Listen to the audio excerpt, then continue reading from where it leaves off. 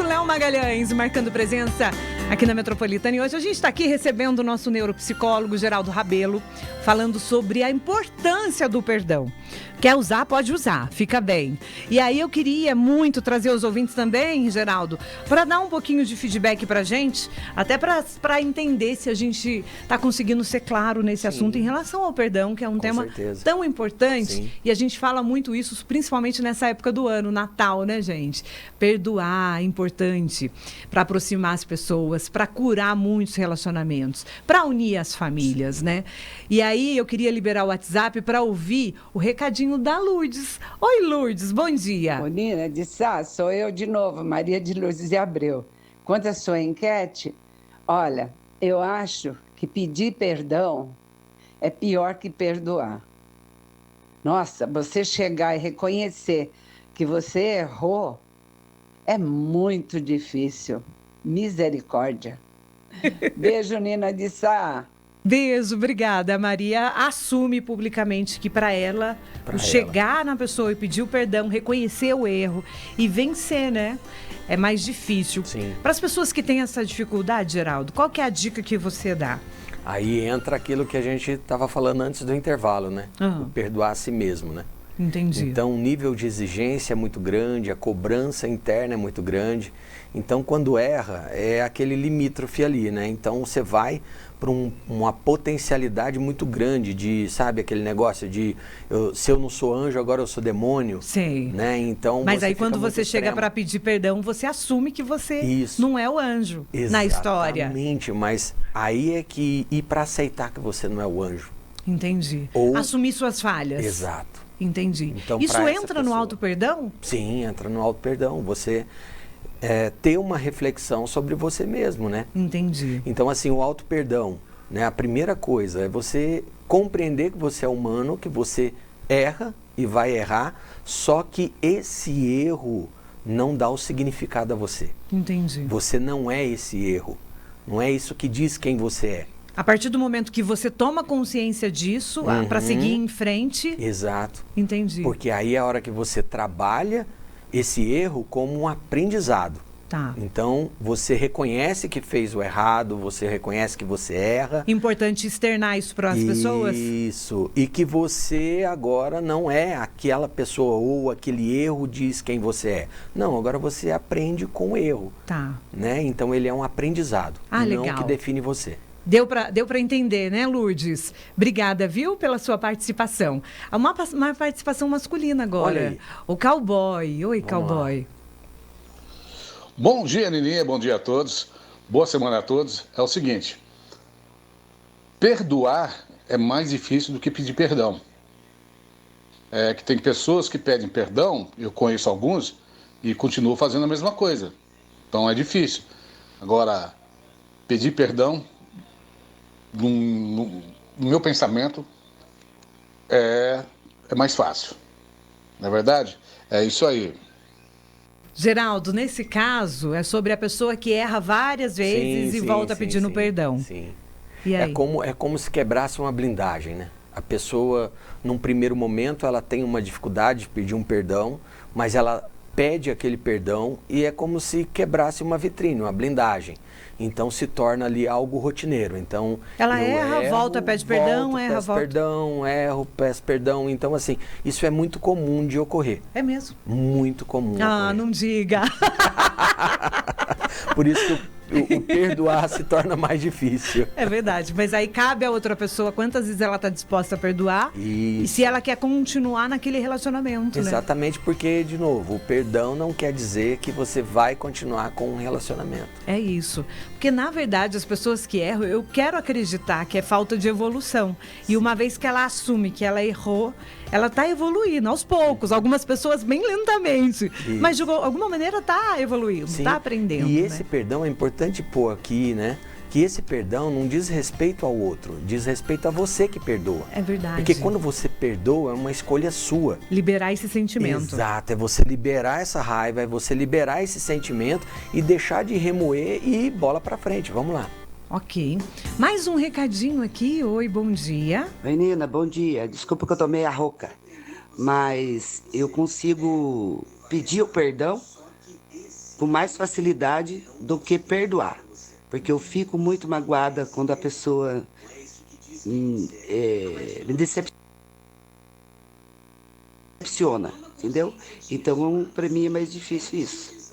Bom dia, quero participar do sorteio. Ela acha que ela merece o perdão sempre, para ela é mais fácil pedir perdão do que perdoar. Sim, ela reconhece mais os seus erros, né? Agora, quando esse erro vem do outro, é um pouco mais complicado. E aí precisa ver qual a intensidade desse erro, né? Exato. Porque tem pessoas que, numa conversa do dia a dia, ela pede perdão. Tá o tempo todo. Preocupado com o outro, que um simples... Você tem um copo Pisei de no água, pé. exatamente. Eu tô com sede. Isso acontece mesmo, né? Coisas assim bem... Como se o outro simples. fosse mais importante do que ele mesmo. Exato. Então tá sempre pedindo perdão por tudo, que é uma sensação de inferioridade. E aí esse outro, que é tão grande, que é tão importante, quando erra, é como se quebrasse, né, toda aquela expectativa, aquela idealização. Sim. Por isso que ela tem essa dificuldade, então, né? Pode ser alguma coisa nesse Arlete, sentido. pensa sobre isso, tá bom? Obrigada pela sua participação. A Wanda que vai falar com a gente agora, lá de Tremembé. Oi, Wanda. Olha, gente, bom dia. Eu acho que perdoar é muito difícil, mas é como se a gente tivesse... A pessoa às vezes nem sabe que magoou a gente não tem uma mágoa e não perdoa a pessoa nem sabe que magoou a gente, ou que fez uma coisa errada. Tem pessoas que já morreram e você não perdoa, mas agora, auto-perdão eu acho que não existe, porque você não pode ser o réu e o juiz de si mesmo. Então o perdão a gente pede na confissão, pede perdão a Deus, mas a gente se auto-perdoar não existe. Eu acho que existe uma terapia para tratar a culpa, mas não para o auto-perdão. Ô, Wanda, obrigada pela sua participação. Obrigado. O que você falaria para a Wanda, Geraldo? Aí são dois lados, vamos dizer assim, né? Você tem um lado espiritual, por exemplo, a pessoa que vai até o confessionário. Sim. Então, esse é um lado espiritual. Verdade! Né? Então, esse do auto-perdão, aí nós podemos dizer que cabe a Deus. Isso é muito comum na religião católica, né? Isso. Então, assim, esse auto-perdão referente a um pecado, aí a gente deixa ali no cantinho espiritual, Sim. que é a fé de cada um. Exato. Né? Agora, tem o perdão com os meus erros, que são erros do cotidiano. Então, uma decisão que eu tomei errada, vamos dizer, uma escolha que eu fiz errado no meu trabalho, um erro.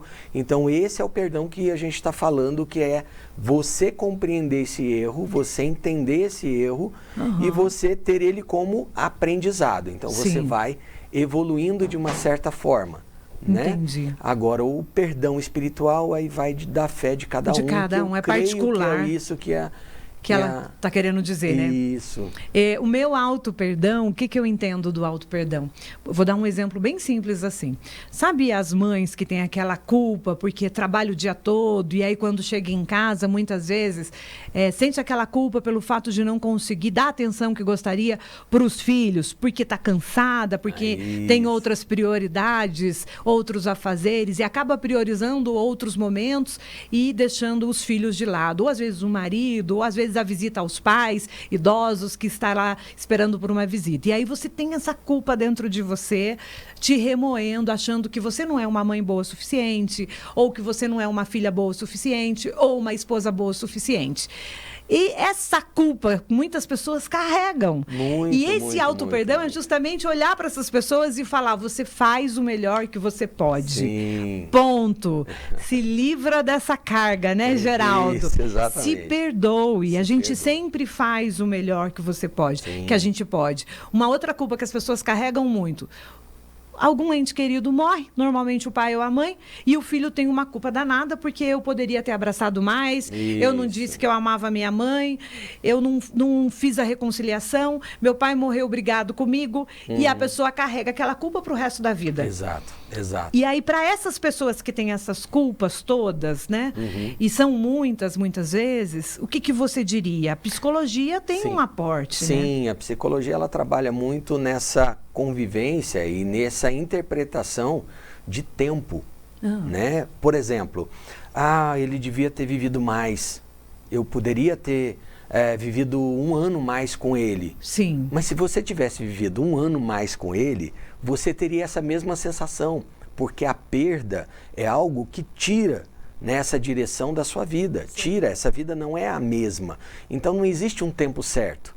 Para nós aqui. E nunca vai ser suficiente, nunca né, vai Geraldo? ser suficiente, exatamente. Então, é isso, a psicologia ela vem trazer essa leitura, essa interpretação, essa análise, né, para você ter essa consciência de que não é fácil. Você tem a dor, você vai viver a dor, não é jogar a dor fora, porque ela também é preciso você passar por ela, e que nunca vai ser suficiente. Você abraçou 1000 vezes o seu pai, o seu ente querido, e você gostaria de 5.000, mas se você tivesse abraçado 5.000 também não seria suficiente, porque nós estamos falando de perda. É isso. E não tem retorno. Não tem retorno. Eu vou rapidinho para o intervalo comercial. Daqui a pouco eu volto com mais Momento de Saúde, o nosso último bloco aqui com o Geraldo Rabelo, e a gente está falando sobre o perdão, auto-perdão. O que vocês entendem sobre isso? Pode mandar sua participação aí. Lembrando que a gente está ao vivo também, o Instagram tá lá, Nina de Sá Oficial, e aí vocês podem, se quiser, mandar perguntinhas para a gente aí. Muita gente